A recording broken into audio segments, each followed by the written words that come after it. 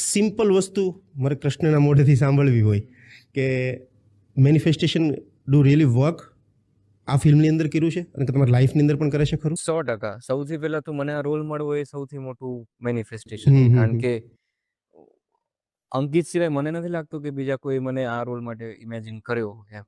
કાં તો મને ભગવાને જ સિલેક્ટ કર્યો છે કે તારે કરવાનું છે રોલ એમ.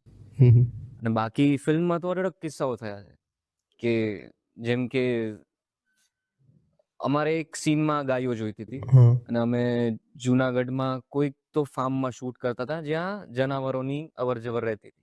એટલે ત્યાં કોઈ ગાયો ચરાવવા નતું આવતું. એટલે અમે 2 દિવસ મથ્યા કે ભાઈ આ શોર્ટમાં અમારે ગાય જોઈએ છે પાછળ, પણ કે ત્યાં તો નહીં આવી કારણ કે ત્યાં જનાવરો ફરે છે. પછી એ આઈડિયા થોડો કેન્સલ કર્યો કે આપણે ગાયો વગર કરીએ શૂટ. અમે એ દિવસે શૂટ કરવા ગયા તો સનલાઇટ બહુ હતી તો અમે રાહ જોઈ કે ભાઈ આપણે થોડુંક 2 કલાક રાહ જોઈ, સન થોડુંક સેટ